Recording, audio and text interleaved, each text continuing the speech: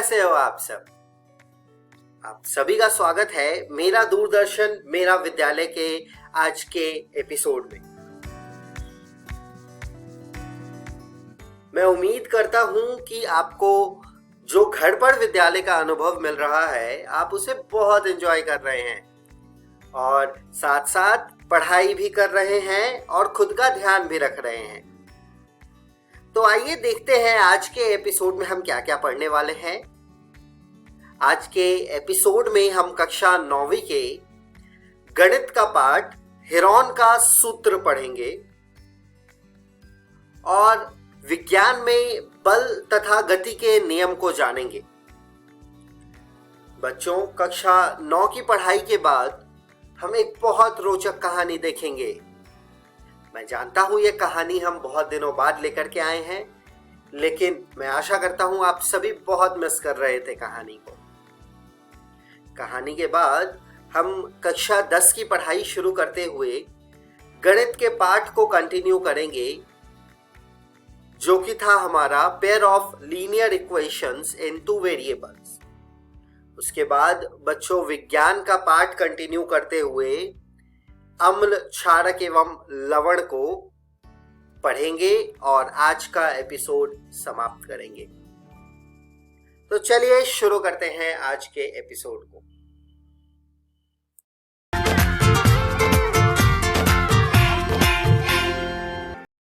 नमस्कार दोस्तों, आज हम कक्षा 9वीं की गणित का अध्याय 12 पढ़ने वाले हैं, जिसका नाम है हेरोन का सूत्र।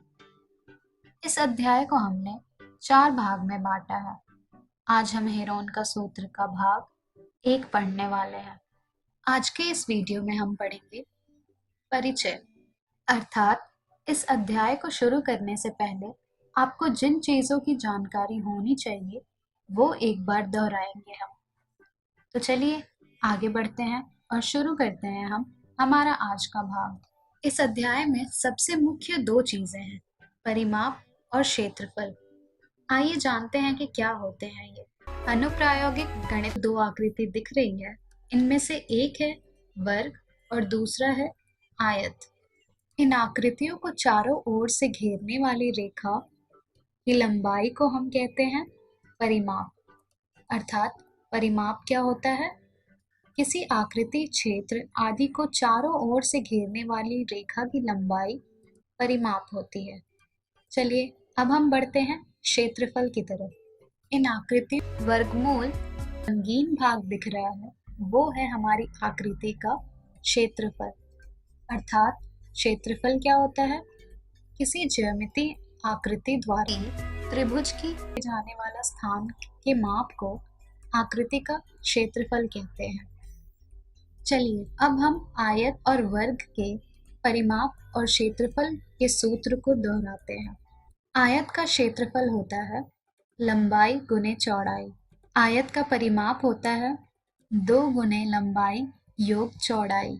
वर्ग का क्षेत्रफल होता है भुजा गुने भुजा और वर्ग का परिमाप होता है 4 गुणे भुजा। चलिए अब हम बढ़ते हैं त्रिभुज की तरफ। स्क्रीन पर आप जो आकृतियां देख रहे हैं ये सभी त्रिभुज की आकृतियां हैं और त्रिभुज की परिमाप निकालने के लिए हम तीनों भुजाओं की लंबाई का योग करते हैं, जैसा कि आप सबने अपनी पिछली कक्षाओं में किया होगा त्रिभुज का परिमाप निकालने के लिए। और त्रिभुज का क्षेत्रफल हमें मिलता है 1/2 गुणे आधार गुणे ऊंचाई को हल करके ज्ञात कर सकते हैं। अभी तक त्रिभुज का क्षेत्रफल निकालने के लिए हम इस सूत्र का प्रयोग करते हैं। चलिए अब हम इस सूत्र पर आधारित कुछ प्रश्न हल करते हैं। हमारा पहला प्रश्न है, मान लीजिए कि एक समकोण त्रिभुज ABC की भुजाएं 5 सेंटीमीटर, 12 सेंटीमीटर और 13 सेंटीमीटर है। तब त्रिभुज का क्षेत्रफल ज्ञात कीजिए। चलिए अब हम इस प्रश्न को हल करते हैं। सबसे पहले हम एक त्रिभुज बनाएंगे ABC, जिसकी भुजाएं होंगी 5 सेंटीमीटर, 12 सेंटीमीटर और 13 सेंटीमीटर। और जैसा कि आपने पढ़ा है, त्रिभुज का क्षेत्रफल हम 1/2 गुणे आधार गुणे ऊंचाई को हल करके ज्ञात कर सकते हैं। हमारे त्रिभुज ABC में आधार होगा हमारा 5 सेंटीमीटर का और ऊंचाई होगी हमारी 12 सेंटीमीटर की। तो चलिए इनका मान हम त्रिभुज का क्षेत्रफल में प्रतिस्थापित करते हैं और त्रिभुज का क्षेत्रफल ज्ञात करते हैं, जिससे हमें मिल जाएगा 1/2 गुणे 5 गुणे 12 सेंटीमीटर वर्ग, जिसे हल करने पर हमें मिल जाएगा 30 सेंटीमीटर वर्ग। यानी हमारे त्रिभुज ABC का क्षेत्रफल होगा 30 सेंटीमीटर वर्ग। चलिए अब हम बढ़ते हैं हमारे दूसरे प्रश्न की तरफ, जो कि है भुजा 10 सेंटीमीटर के समबाहु त्रिभुज का क्षेत्रफल ज्ञात कीजिए। तो चलिए सबसे पहले हम एक समबाहु त्रिभुज बनाएंगे जिसकी भुजा होगी 10 सेंटीमीटर की। ये रही हमारी समबाहु त्रिभुज PQR, जिसकी तीनों भुजाएं हैं 10 सेंटीमीटर की। और त्रिभुज का क्षेत्रफल हम 1/2 गुणे आधार गुणे ऊंचाई करके ज्ञात कर सकते हैं। पर इस प्रश्न में हमारे पास आधार का मान है परंतु ऊंचाई का मान नहीं है। तो पहले हम त्रिभुज PQR की ऊंचाई ज्ञात करेंगे। त्रिभुज PQR की ऊंचाई ज्ञात करने के लिए हमें भुजा QR की मध्य बिंदु प्राप्त करनी होगी, जो कि होगा M, जो भुजा QR को 2 बराबर भागों में बांट रही होगी, जिससे कि हमें मिल जाएगा QM बराबर MR बराबर 5 सेंटीमीटर का। अब हम मध्य बिंदु M और P को मिलाएंगे। जब हम मध्य बिंदु M और P को मिलाएंगे तो हमें दिखेगा कि त्रिभुज PMQ समकोण त्रिभुज है, जिसका आधार है 5 सेंटीमीटर और कर्ण है 10 सेंटीमीटर। पर हमें त्रिभुज PMQ की ऊंचाई नहीं पता है, तो पाइथागोरस प्रमेय द्वारा हमें मिल रहा है PQ का वर्ग बराबर PM का वर्ग जमा QM का वर्ग। जब हम इन सभी के मानों को प्रतिस्थापित करेंगे तो हमें मिलेगा 10 का वर्ग बराबर PM का वर्ग योग 5 का वर्ग, अर्थात QM बराबर है MR के, जो कि है 5 सेंटीमीटर के, जिसे हल करने पर हमें मिल जाएगा PM का वर्ग बराबर 100 घटा 25, यानी कि PM का वर्ग है हमारा 75, जिससे हमें मिल जाएगा PM बराबर वर्गमूल 75, जिसे हल करने पर हमें मिल जाएगा 5 गुणे वर्गमूल 3 सेंटीमीटर, यानी कि PM की लंबाई है 5 गुणे वर्गमूल 3 सेंटीमीटर और यही लंबाई होगी हमारे त्रिभुज PQR की।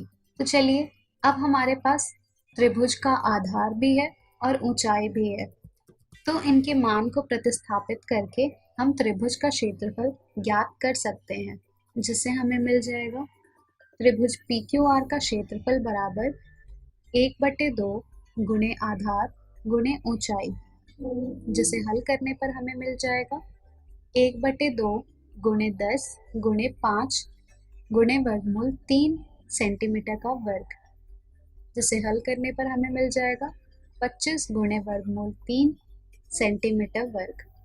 तो इस तरह हमने त्रिभुज PQR की क्षेत्रफल ज्ञात की, जो कि है 25 गुणे वर्गमूल 3 सेंटीमीटर वर्ग। तो इसी प्रकार से यदि आपको किसी त्रिभुज का क्षेत्रफल ज्ञात करना हो तो आप 1/2 गुणे आधार गुणे ऊंचाई को हल करके प्राप्त कर सकते हैं। मान लीजिए कि आपको एक विषमबाहु त्रिभुज की भुजाओं की लंबाई ज्ञात है परंतु ऊंचाई ज्ञात नहीं है, तो क्या अब भी आप इसका क्षेत्रफल ज्ञात कर सकते हैं? चलिए एक उदाहरण देखते हैं। यदि आपके पास एक त्रिभुजाकार पार्क है जिसकी भुजाएं 40 सेंटीमीटर, 32 सेंटीमीटर और 24 सेंटीमीटर मापी गई है, आप इसका क्षेत्रफल किस प्रकार ज्ञात करेंगे? इसका हल हम आपको हमारी अगली वीडियो में बताएंगे। तो आज के इस वीडियो में हमने सीखा हीरोन का सूत्र का परिचय। हम हमारी अगली वीडियो में जानेंगे त्रिभुज का क्षेत्रफल हीरोन के सूत्र द्वारा। धन्यवाद।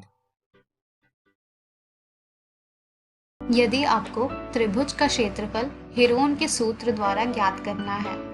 तो यहाँ पर त्रिभुज का अर्ध परिमाप आएगा हमारा 10 योग 10 योग 10 बटे 2, जिसे हल करने के बाद हमें मिल जाएगा 30 बटे 2 अर्थात 15 सेंटीमीटर। अब हमें s का मान मिल गया है। तो चलिए अब हम s घटा a, s घटा b और s घटा c का मान ज्ञात करते हैं, जो कि बराबर होगा हमारा 15 घटा 10 सेंटीमीटर अर्थात 5 सेंटीमीटर के। अब हमारे पास s का मान भी है, s घटा a का मान भी है, s घटा b का मान भी है और s घटा c का मान भी है। तो चलिए अब हम हेरोन का सूत्र में इन सभी के मान को प्रतिस्थापित करते हैं। तो हमारे समबाहु त्रिभुज का क्षेत्रफल होगा वर्गमूल s गुणे s घटा a गुणे s घटा b गुणे s घटा c। जब हम इनके मान को प्रतिस्थापित करेंगे तो हमें मिल जाएगा वर्गमूल 15 गुणे 5 गुणे 5 गुणे 5। यहाँ पर भी हम अभाज्य गुणनखंडन करेंगे ताकि हम त्रिभुज का क्षेत्रफल आसानी से ज्ञात कर सकें, जिससे हमें प्राप्त होगा वर्गमूल 3 गुणे 5 गुणे 5 गुणे 5 गुणे 5। यहाँ पर 15 को हमने लिखा है 3 गुणे 5, जिससे हमें मिल जाएगा 5 गुणे 5 गुणे वर्गमूल 3। यहाँ पर वर्गमूल 5 गुणे 5 को हमने लिखा है 5, जैसा कि आप देख रहे हैं, जिसे हल करने के बाद हमें मिल जाएगा 25 गुणे वर्गमूल 3 सेंटीमीटर का वर्ग, अर्थात हमारे समबाहु त्रिभुज का क्षेत्रफल होगा 25 गुणे वर्गमूल 3 सेंटीमीटर का वर्ग। तो इस तरह हमने हेरोन के सूत्र द्वारा समबाहु त्रिभुज का क्षेत्रफल ज्ञात किया। आज के इस वीडियो में हमने सीखा त्रिभुज का क्षेत्रफल हेरोन के सूत्र द्वारा, जो कि है वर्गमूल s गुणे s घटा a गुणे s घटा b गुणे s घटा c। हम हमारी अगली वीडियो में पढ़ेंगे हेरोन के सूत्र पर आधारित प्रश्न। धन्यवाद। नमस्कार दोस्तों, आज हम आपके सामने उपस्थित हुए हैं हेरोन का सूत्र अध्याय के कुछ बहुविकल्पीय प्रश्नों के साथ। तो आइए देखते हैं उन बहुविकल्पीय प्रश्नों को। हमारा सबसे पहला प्रश्न है, एक त्रिभुज का क्षेत्रफल ज्ञात कीजिए जिसकी भुजाएं 15 सेंटीमीटर, 17 सेंटीमीटर और 8 सेंटीमीटर है। हमारे दिए हुए विकल्प हैं 20 सेंटीमीटर स्क्वायर, दूसरा विकल्प है 40 सेंटीमीटर स्क्वायर, तीसरा विकल्प है 60 सेंटीमीटर स्क्वायर और चौथा विकल्प है 80 सेंटीमीटर स्क्वायर। हमारा दूसरा प्रश्न है, एक त्रिभुज का क्षेत्रफल ज्ञात कीजिए जिसकी भुजाएं 4 सेंटीमीटर, 5 सेंटीमीटर और 7 सेंटीमीटर है। हमारे दिए हुए विकल्प हैं 8 गुने वर्गमूल 3 सेंटीमीटर स्क्वायर, दूसरा विकल्प है 4 गुने वर्गमूल 6 सेंटीमीटर स्क्वायर, तीसरा विकल्प है 3 गुने वर्गमूल 10 सेंटीमीटर स्क्वायर और चौथा विकल्प है 6 गुने वर्गमूल 20 सेंटीमीटर स्क्वायर। हमारा तीसरा प्रश्न है, एक त्रिभुज का क्षेत्रफल ज्ञात कीजिए जिसकी भुजाएं 3 सेंटीमीटर, 5 सेंटीमीटर और 6 सेंटीमीटर है। हमारे दिए हुए विकल्प हैं 2 गुने वर्गमूल 3 सेंटीमीटर स्क्वायर, दूसरा विकल्प है 2 गुने वर्गमूल 14 सेंटीमीटर स्क्वायर, तीसरा विकल्प है 5 गुने वर्गमूल 12 सेंटीमीटर स्क्वायर और चौथा विकल्प है 2 गुने वर्गमूल 5 सेंटीमीटर स्क्वायर।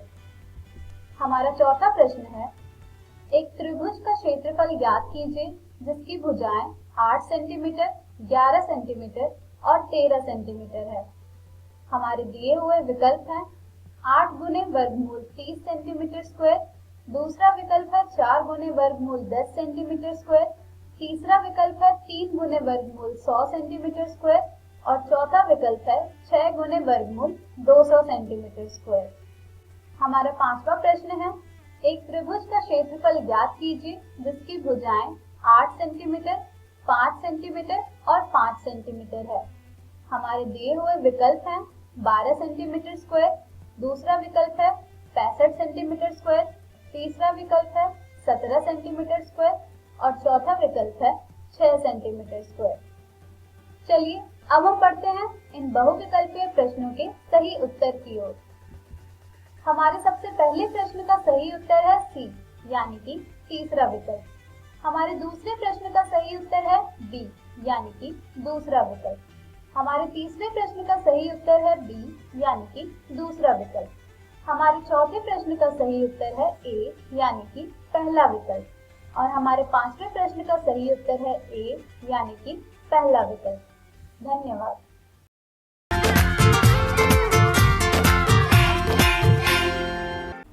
हेलो दोस्तों, आज के इस वीडियो में हम एक बहुत ही महत्वपूर्ण अध्याय पढ़ने जा रहे हैं जिसका नाम है बल तथा गति के नियम। दोस्तों, आज के इस वीडियो में हम बल तथा गति के नियम का प्रथम भाग समझेंगे, जिसमें हम सबसे पहले समझेंगे कि बल का परिचय क्या होता है, जिसके बाद हम देखेंगे कि संतुलित बल और असंतुलित बल क्या होते हैं। तो दोस्तों, सबसे पहले हम देखते हैं कि बल क्या होता है। तो चलिए शुरू करते हैं। दोस्तों, बल का सीधा साधा सा मतलब होता है धकेलना और खींचना। चलिए इसे एक उदाहरण से समझते हैं। इस पहले चित्र में आपको एक आदमी डिब्बे को धक्का लगाता हुआ दिख रहा होगा, जिसका मतलब ये है कि आदमी इस डिब्बे को धकेलने के लिए बल लगा रहा है। जबकि दूसरी ओर यह एक इंसान है जो कि एक जानवर को अपनी तरफ खींचने का प्रयास कर रहा है, जिसका सीधा सा मतलब ये है कि ये आदमी इस जानवर को अपनी ओर खींचने के लिए बल लगा रहा है। तो दोस्तों, किसी चीज का दूर धकेलना और खींचना ही बल कहलाता है। दोस्तों, बल की इकाई न्यूटन होती है। चलिए दोस्तों, आप इसे और उदाहरणों से समझने की कोशिश करते हैं। दोस्तों, ये एक लड़का है जो कि इस बॉल को हिलाने के लिए बल का प्रयोग कर रहा है। दोस्तों, याद रखिए, ये बल ज्यादा भी हो सकता है और कम भी हो सकता है। चलिए दोस्तों, अब एक और उदाहरण देखते हैं। ये एक लड़का है जो कि बल का प्रयोग कर रहा है धकेलने और खींचने के तौर पर। तो दोस्तों, ये चित्र आपको बल को दर्शाता है, जिसका सीधा साधा सा मतलब ये है कि धकेलना और खींचना, मतलब किसी चीज को धकेलना और खींचना ताकि वस्तुओं की स्थिति में परिवर्तन ला सके। दोस्तों, मैं आशा करती हूँ आपको बल का मतलब समझ आ गया होगा। चलिए आप देखते हैं कि बल के प्रभाव क्या होते हैं। सबसे पहला प्रभाव है बल गति को पैदा कर सकता है। दूसरा है बल गति को रोक भी सकता है। तीसरा है बल गति को पैदा कर सकता है। बल गति की दिशा में बदलाव ला सकता है। बल वस्तु के आकार को बदल सकता है, जिसका मतलब ये है कि बल के कारण वस्तुओं के आकार में परिवर्तन भी लाया जा सकता है। दोस्तों, हमने बल के परिचय के बारे में जान लिया। चलिए दोस्तों, अब हम देखते हैं कि संतुलित बल और असंतुलित बल क्या होते हैं। सबसे पहले हम जानते हैं कि संतुलित बल क्या होता है। दोस्तों, संतुलित बल वे बल होते हैं जिनमें समान बल विपरीत दिशा में काम करने वाले बल एक दूसरे को संतुलित करते हैं। इनमें वस्तुओं की गति में कोई परिवर्तन नहीं आता है। चलिए दोस्तों, अब हम देखते हैं कि असंतुलित बल कौन से होते हैं। असंतुलित बल वे होते हैं जिनके कारण वस्तुओं की गति में अवरोध होना और दिशा में बदलाव लाना सभी मौजूद होते हैं। चलिए दोस्तों, अब इन्हें कुछ उदाहरणों के माध्यम से समझने की कोशिश करते हैं। दोस्तों, आप सभी ने रस्साकसी तो खेली ही होगी। दिए गए चित्र पे आप देख सकते हैं कि दोनों ही तरफ 3-3 बच्चे मौजूद हैं। मतलब दोनों ही तरफ एक समान बल लग रहा है, जिसे हम संतुलित बल कहते हैं। ये बल तब तक एक समान रहेगा जब तक इनमें से कोई बच्चा बहुत ज्यादा बल का प्रयोग नहीं करता है। जबकि इस चित्र में आप देख सकते हैं एक तरफ 2 बच्चे हैं और एक तरफ 3, मतलब यहाँ पर बल एक समान नहीं है, जिसका मतलब है ये बल असंतुलित बल है। चलिए दोस्तों, अब कुछ और उदाहरण देखते हैं। सबसे पहले हम देखते हैं संतुलित बल के उदाहरणों को। ये सब उदाहरण संतुलित बल के हैं, जिनमें दोनों ही तरफ एक समान बल लग रहा है। ये सभी उदाहरण असंतुलित बल के हैं, जिनमें दोनों ही तरफ एक समान बल नहीं लग रहा है, मतलब दोनों ही तरफ अलग अलग बल लग रहा है, मतलब एक तरफ ज्यादा बल लग रहा है और एक तरफ कम बल लग रहा है। तो दोस्तों, आज के इस वीडियो में हमने सीखा कि बल क्या होता है, जिसके बाद हमने देखा कि संतुलित बल और असंतुलित बल क्या होते हैं। दोस्तों, अगली वीडियो में हम देखेंगे कि गति के नियम क्या है और गति का पहला नियम क्या है। दोस्तों, मैं आशा करती हूँ आपको ये वीडियो समझ आया होगा। तब तक आप अपनी पाठ्य पुस्तक से आज के पढ़ाए इन विषयों को दोहराने की कोशिश कीजिएगा। धन्यवाद।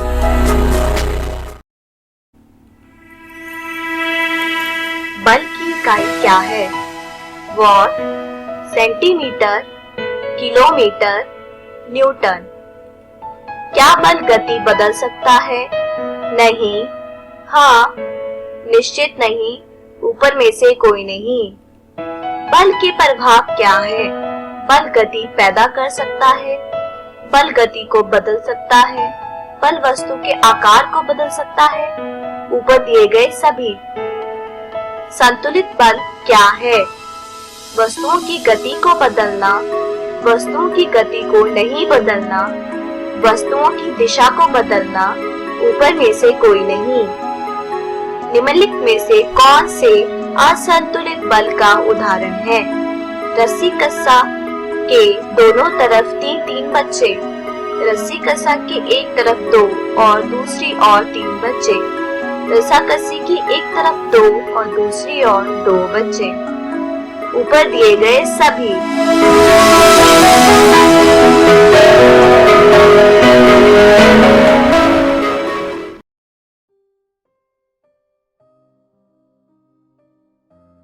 किसके लिए है होम क्वारंटाइन?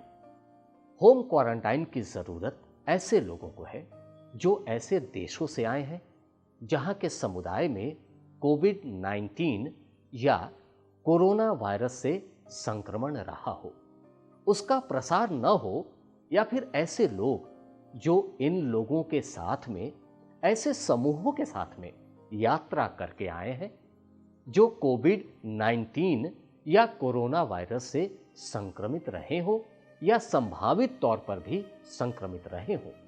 इसके साथ ही साथ ऐसे लोग जो कोरोना वायरस से संक्रमित या संभावित तौर पर भी संक्रमित लोगों के साथ निकट संपर्क में रहे हो, ऐसे लोग भी खुद को होम क्वारंटाइन करें। कोशिश करें कि घर के किसी हवादार कमरे में दरवाज़ा बंद करके रहें। यदि अलग कमरा संभव न हो तो घर के दूसरे सदस्यों से, खास करके बुजुर्गों, गर्भवती महिलाओं और बच्चों से कम 1 मीटर की दूरी बनाकर रखें। और हाँ, बिस्तर तो बिल्कुल शेयर न करें। यदि संभव हो तो अलग शौचालय का प्रयोग करें। यदि संभव नहीं तो हर शौच के बाद शौचालय को अच्छी तरह साफ कर दें। हर समय मास्क लगाए रखें। 6 से 8 घंटों के अंदर नया मास्क बदल लें। साबुन, पानी या अल्कोहल वाले हैंड सैनिटाइजर से बार बार हाथ को धोएं। अपनी घरेलू चीज़ों जैसे बर्तन, ग्लास, कप, तौलिया आदि घर के अन्य सदस्यों से साझा न करें। कमरे, टेबल एवं अन्य फर्नीचर की नियमित फिनाइल मिले पानी से सफाई करें। कोई भी लक्षण, बुखार, खांसी एवं सांस लेने में तकलीफ होने पर 104 पर संपर्क करें एवं मेडिकल सहायता मिलने तक घर पर अलग थलग यानी क्वारंटाइन रहें। और सबसे बड़ी बात, घबराएं नहीं, डरे नहीं, लेकिन लापरवाह न रहें। कोरोना, डरे नहीं, एहतियात बरतें। राज्य स्वास्थ्य समिति बिहार द्वारा जनहित में जारी।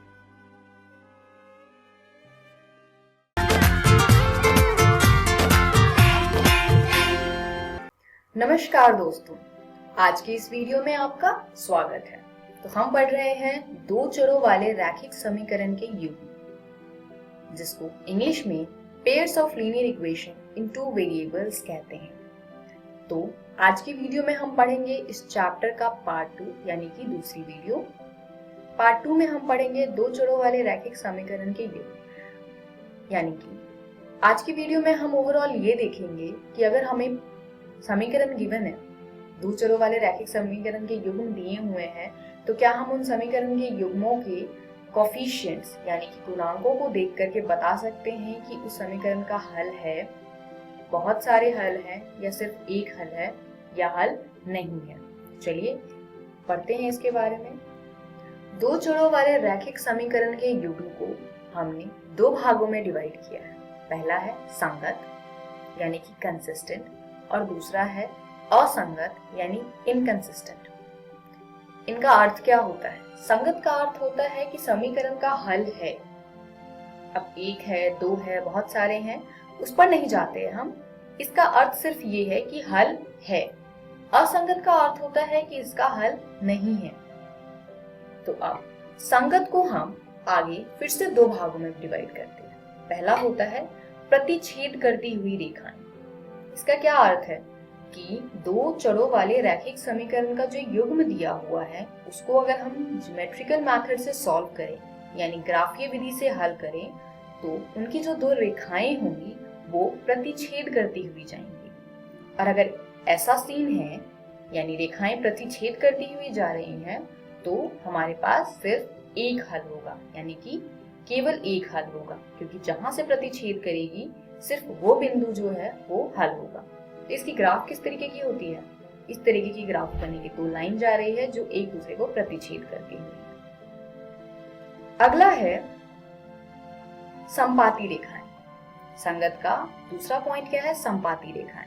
संपाती रेखाएं का मतलब क्या होता है? Coincident line. इसका मतलब ये है कि जब आप दिए हुए दो ग्राफ को प्लॉट करेंगे तो पहला ग्राफ एक लाइन बनेगी, एक रेखा बनेगी, और दूसरे इक्वेशन यानी दूसरे समीकरण का ग्राफ एग्जैक्टली उसी रेखा के ऊपर से चली जाएगी। इसका क्या अर्थ है कि दोनों रेखाओं के बीच में उभयनिष्ठ बिंदु कितनी है? सारी की सारी बिंदु हैं। तो यहाँ पर हो जाती हैं अपरिमित रूप से अनेक हल। यानी आप यहाँ पर देख रहे हैं दो लाइंस हैं, 2x minus y equal to 0 तथा 4x minus 2y equal to 16, और दोनों ही इक्वेशंस का जो ग्राफ है वो एक ही लाइन है। यानी ये सारे ही जो बिंदु हैं वो इन दो समीकरणों के हल हैं। चलिए अब देखते हैं असंगत यानी इनकंसिस्टेंट को। ये होती है समांतर रेखाएं, यानी जो हमारे पास दो समीकरण के युग्म होंगे उसका अगर हम ग्राफ प्लॉट करें तो उनकी जो रेखाएं होंगी वो समांतर रेखाएं होंगी, यानी वो एक दूसरे को कभी भी प्रतिच्छेद नहीं करेंगी। और अगर कभी प्रतिच्छेद नहीं करेंगी तो कोई उभयनिष्ठ बिंदु नहीं होगा, यानी कि उसका कोई हल नहीं होगा। इस पर चलिए देखते हैं इसका ग्राफ कैसे बनेगा। इसका अगर आप ग्राफ ड्रॉ करें तो कुछ इस प्रकार से होगा। दो रेखाएं होंगी और दोनों समांतर होंगी और ये दोनों कभी आपस में प्रतिच्छेद नहीं करेंगी। तो इस प्रकार हमने देखा कि कुल मिलाकर हमारे पास तीन टाइप के हल आते हैं। या तो एक हल होगा सिर्फ, या फिर अपरिमित रूप से अनेक हल होगा, या फिर कोई भी हल नहीं होगा। केवल एक हल वाले में जो हमारे ग्राफ में रेखाएं होंगी वो प्रतिच्छेद करती हुई होंगी। इसी प्रकार अपरिमित रूप से अनेक हल वाले में संपाती रेखाएं होंगी, यानी कि कोइंसिडेंट लाइंस, जो कि एक के ऊपर एक होती है। इसी प्रकार जहाँ कोई हल नहीं है वहां समांतर रेखाएं होंगी। और आप इस टेबल को ध्यान से देखें तो आपको समझ आ रहा होगा कि प्रतिच्छेद करती हुई रेखाएं संपाती रेखाएं, यानी जहां पर हल है उनको हम संगत कहते हैं और जहां कोई हल नहीं है उसको हम असंगत कहते हैं। तो चलिए आगे बढ़ते हैं और देखते हैं कि किस प्रकार हम समीकरणों के गुणांकों को लेकर के और उसको कंपेयर करके देखेंगे कि उनकी रेखाएं प्रतिच्छेद करती हुई हैं, संपाती हैं या समांतर हैं तथा उनके हल किस प्रकार के हुए हैं। प्रतिच्छेद करती हुई रेखाएं, हमारे पास दो इक्वेशंस होंगी यानी दो समीकरण होंगे। a1x plus b1y plus c1 equal to 0, इस प्रकार a2x plus b2y plus c2 equal to 0, जहां पर x तथा y चर है तथा a1, b1, c1, a2, b2 तथा c2 वास्तविक संख्याएं हैं। तो हम क्या करेंगे, इन दोनों समीकरणों में a1, a2, b1, b2, c1, c2 के रेशियोज को कंपेयर करेंगे। किस प्रकार? सबसे पहला केस आता है अगर हमने पहले दो रेशियोज को कंपेयर किया, यानी कि a1 बटे a2 बराबर नहीं है b1 बटे b2 के। तो पहला रेशियो हमने कंपेयर किया, यहाँ पर क्या हो सकता है, या तो ये बराबर होंगे या ये बराबर नहीं होंगे। तो पहला केस हमने लिया, ये बराबर नहीं है। अगर ये बराबर नहीं है तो इसका केवल एक हल होता है, यानी इसकी रेखाएं प्रतिच्छेद करती हैं। आगे देखते हैं, अगर ये दोनों रेशियोज बराबर हैं फिर क्या होगा। हमारे पास फिर से वही समीकरण है और अगर a1 बटे a2 बराबर है b1 बटे b2 के, तो तीसरी चीज आती है कि अब हम कंपेयर करेंगे c1 बटे c2 को। तो अब क्या हो सकता है, अब या तो ये हो सकता है कि ये बराबर है या फिर ये बराबर नहीं है। तो पहले हमने केस लिया कि ये बराबर है, तो अगर ये तीनों ही रेशियोज बराबर हैं फिर क्या होता है, अपरिमित रूप से अनेक हल, यानी इनकी रेखाएं जो होंगी वो कोइंसिडेंट लाइंस होंगी, यानी कि संपाती रेखाएं होंगी। अब एक केस बच गया बस, कौन सा, जहां पर a1 बटे a2 बराबर होगा b1 बटे b2 के पर बराबर नहीं होगा c1 बटे c2 के। तो ऐसे केस में क्या होता है, अगर ये a1 अपॉन a2 बराबर है b1 अपॉन b2 और बराबर नहीं है c1 अपॉन c2 के, तो ये रेखाएं होती हैं हमारी समांतर रेखाएं, यानी इस सिचुएशन में समीकरण का कोई भी हल नहीं होगा। तो आपने देखा कि हमने तीनों ही कैटेगरीज को सॉल्व किया है। किस तरीके से हम तीनों रेशियोज को कंपेयर करेंगे और पता करेंगे कि इसके कोई हल है नहीं है, या फिर इनकी रेखाएं कैसी है, संपाती हैं, समांतर है या फिर प्रतिच्छेद करती हुई है। चलिए अब कुछ प्रश्नों को देखते हैं। अनुपातों की तुलना कर ज्ञात कीजिए कि निम्न समीकरण युग्म द्वारा निरूपित रेखाएं एक बिंदु पर प्रतिच्छेद करती हैं, समांतर है अथवा संपाती हैं। तो पहला समीकरण का युग्म क्या है, 5x माइनस 4y प्लस 8 बराबर में 0। दूसरा 7x प्लस 6y माइनस 9 बराबर 0। दूसरा समीकरण का युग्म है 9x plus 3y plus 12 equal to 0। 18x plus 6y plus 24 equal to 0। तीसरा समीकरण का युग्म है 6x minus 3y plus 10 equal to 0। 2x minus y plus 9 equal to 0। तो हमारे पास तीन समीकरण के युग्म है। तीनों में हम चेक करेंगे इनके अनुपातों की तुलना करके कि क्या इनकी जो रेखाएं हैं वो प्रतिच्छेद करती हुई है, समांतर है अथवा संपाती। चलिए शुरू करते हैं पहले प्रश्न से।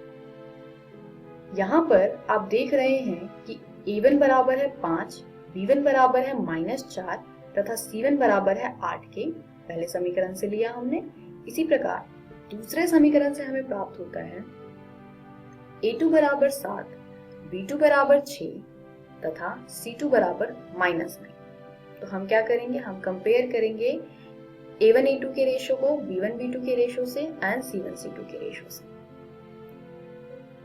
तो चलिए देखते हैं तीनों के रेशियोज हैं क्या, एक एक करके निकालते हैं हम। a1 अपॉन a2 की बात करें तो क्या आ जाएगा, 5/7।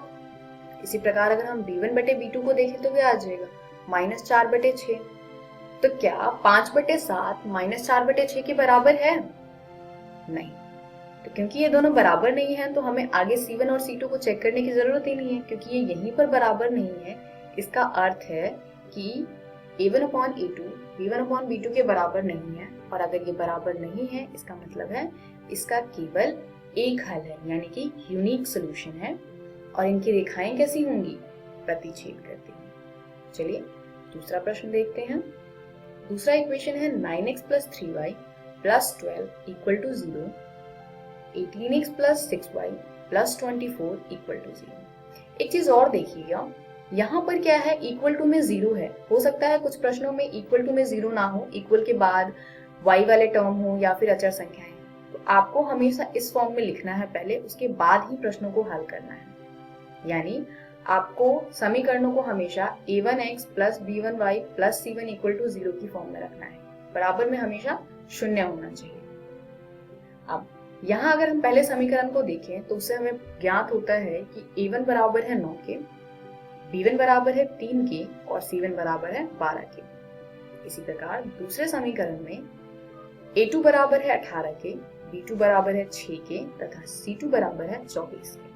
अब हम कंपेयर करेंगे तीनों रेशियोज को, यानी a1/a2 को निकालेंगे, b1/b2 को देखेंगे तथा c1/c2 को देखेंगे।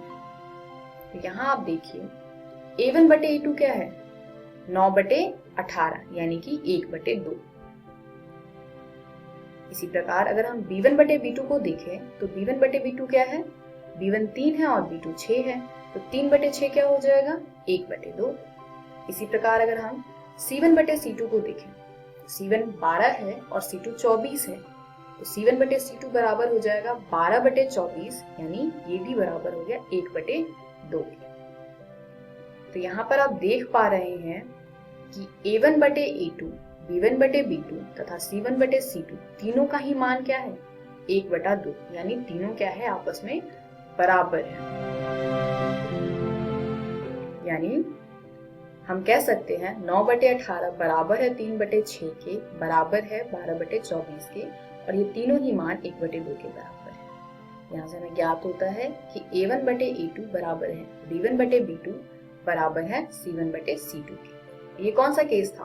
हमने पिछले कुछ 2-3 मिनट पहले देखा था कि इस टाइप के केस में क्या होता है, अपरिमित रूप से अनेक हल होता है और इनकी रेखाएं कैसी होती हैं? संपाती रेखाएं, यानी कोइंसिडेंट लाइंस। अब देखते हैं अगला, यानी third part. 6x - 3y + 10 = 0, 2x - y + 9 = 0। अब यहाँ पर भी हम सारे कोफिशिएंट्स को देख लेते हैं। पहले इक्वेशन को अगर हम देखें तो a1 का मान है 6, b1 का मान है -3, c1 का मान है 10। दूसरे इक्वेशन को देखिए, यहाँ से हमें ज्ञात होता है कि a2 का मान है 2, b2 का मान है -1 और c2 का मान है 9। तो अब हम क्या करेंगे? अब हम a1/a2, b1/b2 और c1/c2 निकालेंगे और देखेंगे कि क्या ये बराबर है या नहीं है। a1/a2 क्या हो जाएगा? a1 है 6, a2 है 2, यानी a1/a2 हो जाएगा 6/2, जो कि बराबर आता है 3 के। इसी प्रकार अगर हम b1/b2 की बात करें तो b1/b2 हो जाएगा -3/-1, जो कि कैंसिल होकर क्या हो जाएगा? 3। तो आप देख सकते हैं यहाँ पर a1/a2 बराबर है b1/b2 के। तो अगर दोनों बराबर होते हैं तो हम क्या करते हैं? हम तीसरा भी चेक करते हैं, यानी c1/c2 भी चेक करेंगे। c1/c2 क्या हो जाएगा? c1 का मान है 10 और c2 का मान है 9, यानी c1/c2 हो जाएगा 10/9। तो आप देख पा रहे हैं यहाँ पर कि पहले दो संख्याएं तो बराबर है, बट ये तीसरे के बराबर नहीं है, यानी a1/a2 बराबर है b1/b2 के, पर बराबर नहीं है c1/c2 के। इससे हमें क्या ज्ञात होता है कि इस समीकरण के युग्म का कोई भी हल नहीं है, यानी इनकी रेखाएं कैसी बनेंगी? समांतर रेखाएं। तो इसी के साथ आज की वीडियो समाप्त होती है। एक बार ब्रीफ में देख लेते हैं कि हम लोगों ने आज की वीडियो में क्या सीखा। आप लोग कॉपी पेन निकालिए और इनको नोट कीजिए। पहला है, अगर a1/a2 b1/b2 के बराबर नहीं है तो क्या होगा? केवल एक हल होगा। इसी प्रकार दूसरा है अगर A1 बटे A2 बराबर है B1 बटे B2 के, तो हम तीसरा भी चेक करेंगे कि क्या ये बराबर है C1 बटे C2 के या नहीं। अगर ये बराबर है C1 बटे C2 के, तो इसका हो जाएगा अपरिमित रूप से अनेक हल। इसी प्रकार अगर A1 बटे A2 बराबर है B1 बटे B2 के और बराबर नहीं है C1 बटे C2 के, तो इसमें कोई भी हल नहीं होगा, यानी इनकी रेखाएं समांतर रेखाएं होंगी। अब जो ये पहले दो केस हैं, यानी A1 बटे A2 not equal to B1 बटे B2 और A1 बटे A2 इक्वल टू B1 बटे B2 इक्वल टू C1 बटे C2, इन दोनों केसेस में आप देख रहे हैं क्योंकि इनके हल हैं, एक है या फिर अपरिमित रूप से अनेक हल हैं, तो क्योंकि इनके हल हैं तो इसको हम कहते हैं संगत यानी कि कंसिस्टेंट, और क्योंकि यहाँ पर हल नहीं है तो इसको हम कहते हैं असंगत यानी कि इनकंसिस्टेंट। हमारी अगली वीडियो में हम सीखेंगे रैखिक समीकरण युग्म को हल करने के बीजगणितीय विधि, जिसके 3 मेथड्स आपकी किताब में दिए हुए हैं, जिसमें पहला है प्रतिस्थापन विधि, जो हम हमारी अगली वीडियो में देखेंगे। धन्यवाद। तब तक के लिए आप लोग 3.1 एंड 3.2 एक्सरसाइज को सॉल्व कर सकते हैं, तो उनको सॉल्व कीजिए तथा साथ ही उसके एग्जाम्पल्स भी करें।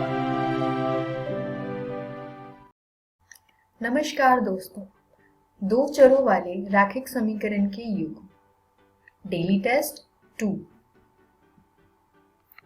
अनुपातों की तुलना कर ज्ञात कीजिए कि समीकरण युग्म 3x + 2y = 5 तथा 2x - 3y = 7 द्वारा निरूपित रेखाएं एक बिंदु पर डैश हैं। ऑप्शंस: पहला प्रतिच्छेद करती हैं, दूसरा समांतर है, तीसरा समपाती है, चौथा इनमें से कोई नहीं। प्रश्न 2, अनुपातों की तुलना कर ज्ञात कीजिए कि समीकरण युग्म 3/2x + 5/3y = 7 तथा 9x - 10y = 14 द्वारा निरूपित रेखाएं एक बिंदु पर डैश हैं।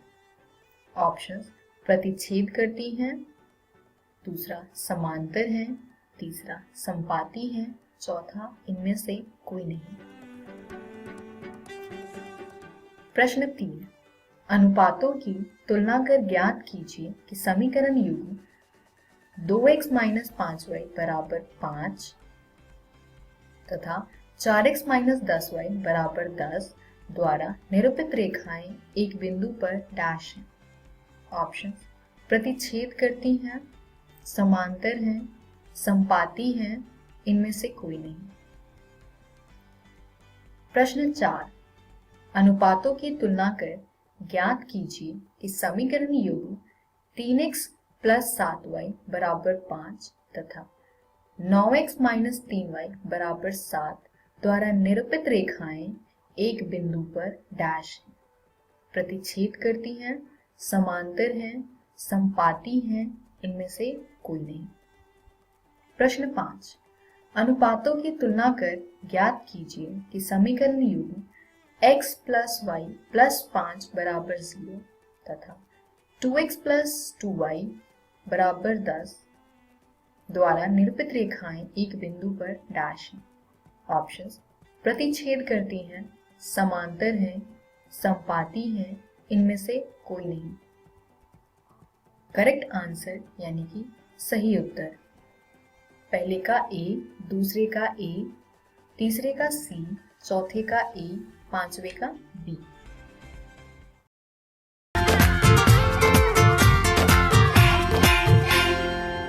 नमस्कार दोस्तों, आज हम अम्ल, क्षारक एवं लवण का 5वां और आखिरी भाग करेंगे। तो चलिए जानते हैं इस वीडियो में हम क्या जानने वाले हैं। इस वीडियो में हम लवण के संबंध में अधिक जानकारी प्राप्त करेंगे। जैसा कि आप जानते हैं, अम्ल और क्षारक जब अभिक्रिया करते हैं तो उससे लवण मिलता है और साथ में जल मिलता है।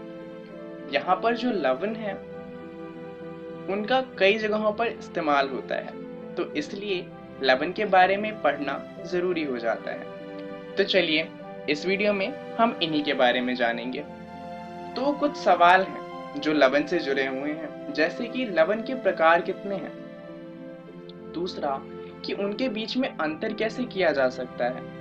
और तीसरा, कि इनका उपयोग क्या क्या है। वीडियो के एंड तक हम इन सभी के बारे में जान लेंगे। सबसे पहले शुरुआत करते हैं ये जानते हुए कि लवण के प्रकार क्या क्या हैं। तो लवण के प्रकार हम लवण परिवार के रूप में दर्शाते हैं। समान घन या ऋण मूलकों वाले लवणों को एक ही परिवार का कहा जाता है। उदाहरण के लिए आप यहाँ देख सकते हैं, इन तीनों में ही क्लोराइड आयन है, तो हम कह सकते हैं कि ये क्लोराइड परिवार के हैं। अगर हम इन कंपाउंड की बात करें तो यहाँ पर तीनों में ही घन कॉपर का है, तो हम यहाँ पर ये कह सकते हैं कि ये कॉपर परिवार के हैं। यहाँ पर आप देखेंगे कि CuCl2 दोनों ही परिवार में है, तो इससे हमें पता चलता है कि कोई एक यौगिक एक से ज्यादा परिवार का हो सकता है। अब जानते हैं लवण के pH के बारे में। हम ये तो जानते ही हैं कि प्रबल अम्ल और प्रबल क्षारक के लवण उदासीन होते हैं, जैसे कि HCl और NaOH अभिक्रिया करके कॉमन सॉल्ट यानी कि घर में इस्तेमाल होने वाला नमक बनाते हैं और साथ में जल मिलता है। परंतु जब प्रबल अम्ल और दुर्बल क्षारक अभिक्रिया करते हैं तो जो लवण बनते हैं वो अम्लीय होते हैं। उदाहरण के लिए जब HCl अभिक्रिया करता है NH4OH से, तो जो हमें लवण मिलता है वो अम्लीय होता है। इसी के विपरीत अगर क्षारक प्रबल हो और अम्ल दुर्बल हो तो जो लवण मिलेगा वो क्षारकीय प्रकृति का होगा। उदाहरण के लिए जब CH3COOH अभिक्रिया करता है सोडियम हाइड्रोक्साइड के साथ, तो हमें जो लवण मिलता है वो क्षारकीय प्रकृति का होता है। अब बात करते हैं साधारण नमक की और उससे रसायन की। हम ये तो जानते ही हैं कि समुद्री जल में कई प्रकार के लवण घुले होते हैं। इन लवणों से सोडियम क्लोराइड को पृथक किया जाता है, जिसका इस्तेमाल हम खाने में भी करते हैं। इसके लिए महात्मा गांधी ने दांडी यात्रा भी की थी, क्योंकि 1930 में जो नमक था उसका मूल्य बहुत ज्यादा बढ़ा दिया गया था और इसलिए महात्मा गांधी साबरमती आश्रम से दांडी तक चल के गए थे और खुद का नमक बनाया था। चलिए अब बात करते हैं साधारण नमक की बाकी रसायनों के कच्चे पदार्थ के रूप में। साधारण नमक हमारे दैनिक उपयोग के कई पदार्थों के लिए एक महत्वपूर्ण कच्चा पदार्थ है। इससे हमें सोडियम हाइड्रोक्साइड, बेकिंग सोडा आदि जैसे कई सारे उपयोगी पदार्थ मिलते हैं। चलिए जानते हैं किस तरीके से। सोडियम हाइड्रोक्साइड की बात करें तो सोडियम क्लोराइड के जलीय विलयन, जिसे हम लवण जल के नाम से जानते हैं, से अगर विद्युत प्रवाहित की जाए तो ये वियोजित होकर सोडियम हाइड्रोक्साइड उत्पन्न करता है। अभिक्रिया कुछ इस तरीके की होती है। सोडियम क्लोराइड के जलीय सॉल्यूशन से जब विद्युत पास किया जाता है तो सोडियम हाइड्रोक्साइड बनता है और साथ में क्लोरीन गैस विकसित होती है और हाइड्रोजन गैस विकसित होती है। इस प्रक्रिया को क्लोर क्षार प्रक्रिया कहते हैं। इस प्रक्रिया में जो तीन उत्पाद मिलते हैं, सोडियम हाइड्रोक्साइड, क्लोरीन गैस और हाइड्रोजन गैस, ये तीनों उत्पाद ही बहुत उपयोगी होते हैं। चलिए अब जानते हैं विरंजक चूर्ण के बारे में, जिसे इंग्लिश में ब्लीचिंग पाउडर कहते हैं। क्लोरीन गैस का उपयोग विरंजक चूर्ण के उत्पाद के लिए किया जाता है। जब हम कैल्शियम हाइड्रोक्साइड में क्लोरीन गैस पास करते हैं तो उससे एक लवण मिलता है CaOCl2, जिसे विरंजक चूर्ण कहा जाता है और साथ में जल मिलता है। चलिए अब विरंजक चूर्ण के उपयोग की बात कर लेते हैं। सूती, लिनन, लकड़ी के मज्जे, लॉन्ड्री आदि के विरंजन के लिए इसका इस्तेमाल किया जाता है, क्योंकि ये रंग को हटाता है या कम कर देता है। दूसरा उपयोग है कि कई रासायनिक उद्योग में इसे उपचायक के रूप में भी इस्तेमाल किया जाता है और पीने वाले जल को जीवाणुओं से मुक्त करने के लिए भी इसका इस्तेमाल किया जाता है। अब बात करते हैं बेकिंग सोडा की। सोडा का उपयोग आमतौर पर रसोई घर में किया जाता है स्वादिष्ट खस्ता पकौड़े बनाने के लिए। इसके अलावा इसका उपयोग खाने को जल्दी बनाने के लिए भी किया जाता है। जैसा कि आप जानते हैं कि अगर छोले बना रहे हो तो उसे एक दिन पहले फूलने के लिए रखना पड़ता है, पर अगर आप इसे भूल जाएं तो आप बेकिंग सोडा का इस्तेमाल कर सकते हैं और ये 1 से 2 घंटे में ही फूल जाएंगे। इसका उत्पाद कुछ इस तरीके से होता है। जब हम सोडियम क्लोराइड में जल, कार्बन डाइऑक्साइड गैस और अमोनिया मिलाते हैं तो उससे दो उत्पाद मिलते हैं, एक अमोनियम क्लोराइड और दूसरा NaHCO3 जिसे हम सोडियम हाइड्रोजन कार्बोनेट कहते हैं। यही बेकिंग सोडा है। सोडियम हाइड्रोजन कार्बोनेट के उपयोग की बात कर लेते हैं। इसका उपयोग किया जाता है बेकिंग पाउडर बनाने के लिए, जिसका हम घरों में इस्तेमाल करते हैं। दूसरा, सोडियम हाइड्रोजन कार्बोनेट भी एंटासिड का एक संगठक है, तो इसका उपयोग एंटासिड्स बनाने के लिए किया जाता है। और तीसरा, इसका उपयोग सोडा अम्ल अग्निशमन में भी किया जाता है। सल्फ्यूरिक एसिड और सोडियम हाइड्रोजन कार्बोनेट, सिर्फ इनकी मदद से ही हम एक अग्निशमक बना सकते हैं। चलिए अब बात करते हैं सोडियम कार्बोनेट की। जब सोडियम हाइड्रोजन कार्बोनेट को गर्म किया जाता है तो ये सोडियम कार्बोनेट बनाता है, साथ में जल और कार्बन डाइऑक्साइड गैस विकसित होती है। सोडियम कार्बोनेट एक अन्य रसायन है जिसे सोडियम क्लोराइड से प्राप्त किया जाता है। अब बात करते हैं धोने के सोडे की। सोडियम कार्बोनेट का पुनः क्रिस्टलीकरण करने से धोने का सोडा प्राप्त होता है, यानी कि जब हम सोडियम कार्बोनेट में जल मिलाते हैं तो Na2CO3.10H2O मिलता है जो धोने का सोडा है। यहाँ पर आप सोच रहे होंगे कि ये 10H2O क्या दर्शाता है। क्या इसका मतलब ये है कि जो सोडियम कार्बोनेट है वो आर्द्र हो गया? इसके बारे में बात करेंगे, इससे पहले ये जान लेते हैं कि धोने के सोडे का इस्तेमाल कहाँ पे होता है। सोडियम कार्बोनेट का उपयोग कांच, साबुन एवं कागज उद्योग में होता है। इसके अलावा इसका उपयोग बोरेक्स जैसे सोडियम यौगिक के उत्पाद में होता है। उसके अलावा सोडियम कार्बोनेट का उपयोग घरों की साफ सफाई के लिए भी होता है, इसीलिए इसका नाम धोने का सोडा रखा गया है।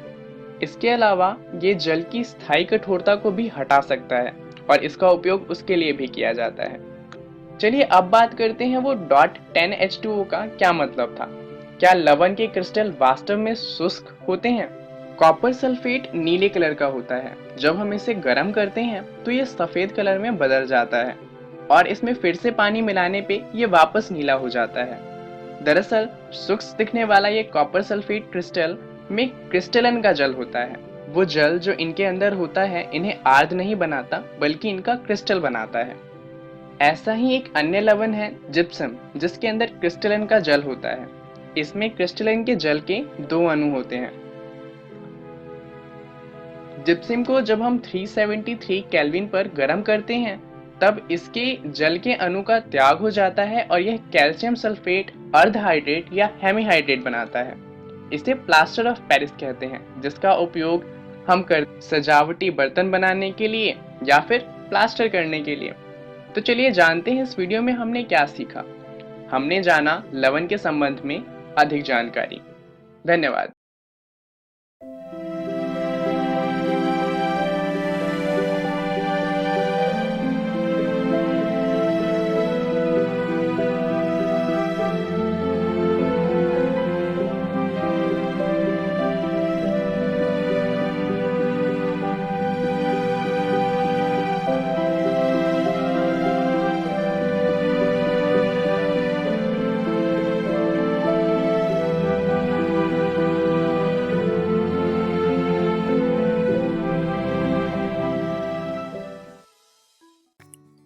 आशा करता हूं कि आज के एपिसोड में पढ़ाया गया पाठ आपको अच्छे से समझ आया होगा और आपने अपने सवालों को नोट भी किया होगा। तो आप अपने उस सवाल को उन्नयन ऐप पर पोस्ट कर सकते हैं और ग्लोबल एक्सपर्ट से अपने जवाब को पा सकते हैं। बच्चों, आप अपने सवाल को हमारे दिए गए नंबर पर संपर्क कर भी अपने सवालों का हल जान सकते हैं। स्क्रीन पर जो नंबर दिया गया है उसे नोट कर लीजिए। अगर आप हमें ईमेल करना चाहें तो ईमेल भी कर सकते हैं। स्क्रीन पर ईमेल आईडी दी हुई है, नोट कर लीजिए।